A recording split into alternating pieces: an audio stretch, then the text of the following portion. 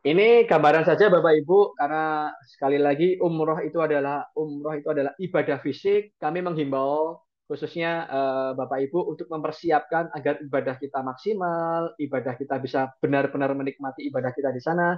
Hal-hal yang perlu dipersiapkan, latihan jalan kaki mungkin 2 sampai 5 km per hari. Nah, ini mempelajari doa-doa penting dan mencatat doa. Nah, ini penting Bapak Ibu. Kami memang sudah menyiapkan buku doa. Di situ ada doa. Jangan khawatir pertanyaannya. Misalkan nanti saat manasik kita jelaskan doa yang harus dihafal apa ini apa. Memang kalau secara ininya itu ada doa-doa yang wajib dihafal. Misalkan contoh doa masuk masjid, kemudian saat melihat Ka'bah, kemudian tawaf. Apakah harus menghafalkan lebih baik? Misalkan tidak boleh nggak bebas. Jadi ketika kita tawaf, ketika kita sa'i, itu menurut beberapa ulama memang kita mau dalam doa bahasa Indonesia itu dipersilahkan. Tapi kalau kita mau mengikuti sunnahnya Rasul, ada doa-doa dalam bahasa Arab, ada. Nanti jangan khawatir, kita sediakan earphone, nanti ada mutawif yang mendampingi. Tadi di saat saya sampaikan, insya Allah selama 7 hari kita di sana, selama kajian, selama apapun kegiatannya, kita akan memberikan earphone. Biasanya kan travel umroh hanya saat pelaksanaan umrohnya saja. Insya Allah kita tidak, kita akan berusaha semaksimal mungkin memberikan pelayanan semaksimal mungkin untuk para jamaah. Nah tadi, mencatat doa pribadi saat umroh itu penting Bapak Ibu. Karena apa? Kadangkala ketika kita tawaf, kita sudah berdoa 1, 2, 3 putaran. Itu bingung, kita udah nge-lag, kita mau doa apa lagi? Kita mau doa apa lagi dan lain sebagainya. Lah, itu kalau Bapak Ibu sudah punya list nih, list doa.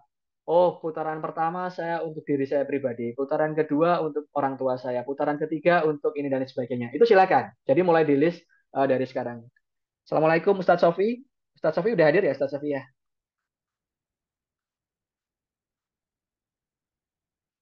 Izin kami lanjutkan. Lagi Bapak Ibu, mohon maaf. Nanti mungkin di akhir ketika tanya jawab nanti bisa.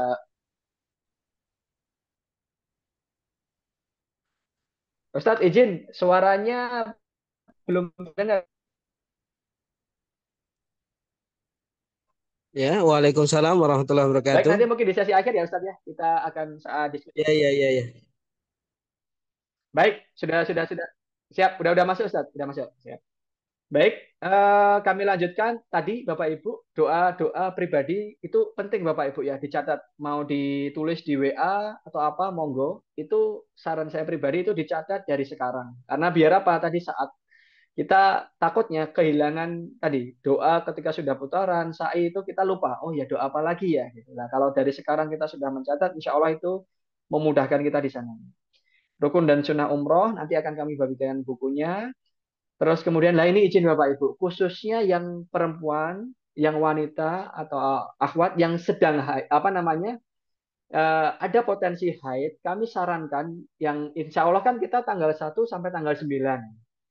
Kalau boleh, yang misalkan sekiranya haidnya teratur, yang sudah tahu masa haidnya itu jatuh di antara tanggal 1 sampai 9, itu kami sarankan mohon izin dari sekarang, itu kurang lebih itu mohon izin, ini sudah bisa konsultasi dengan dokter kandungan untuk mengatur siklus haid. Paling lambat itu 2 sampai 3 minggu sebelum keberangkatan. Ini penting, apakah ini boleh Mas Cahya? Apakah ini tidak mengganggu nanti siklus haid ke depannya? Insya Allah tidak. Dan pendapat, nanti mungkin Ustadz Syafi bisa menambahkan, pendapat ulama yang saya pahami, ada Ustadz Khalid Basalamah, ada Ustadz Firanda, Ustadz Syafiq Riza Basalamah, itu justru ketika jamaah wanita yang memang mau, khususnya di Indonesia, yang memang mau melaksanakan ibadah umroh dan tahu di tanggal keberangkatannya atau selama di sana itu berpotensi haid, itu disarankan untuk mengatur siklus haid. Itu kemana? Itu mendatangi ke dokter kandungan, lah nanti akan diberikan obat. Ini izin saya menyampaikan pengalaman pribadi, istri saya juga demikian. Apakah siklusnya berubah? Tidak, Bapak Ibu. Jadi setelah itu menyesuaikan. Jadi itu sangat-sangat bermanfaat selama 9 hari atau 10 hari. Itu insya Allah tidak akan haid. Selama di sana tetap tentunya takdir itu dari Allah. Kita sebagai manusia ikhtiar kita lah. Kita bahkan untuk yang haji pun, wanita yang haji pun itu disarankan untuk tetap datang ke dokter kandungan sekiranya memang biar aman saat siklus haidnya ketika di sana itu tidak, ya mohon izin biar kita bisa ibadahnya maksimal semaksimal mungkin kita di sana.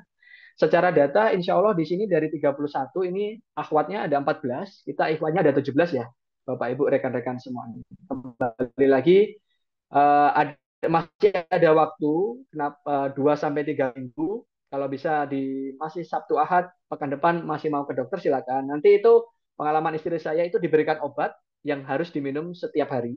Kemudian nanti ketika di sana ada tambahan obatnya lagi seperti itu.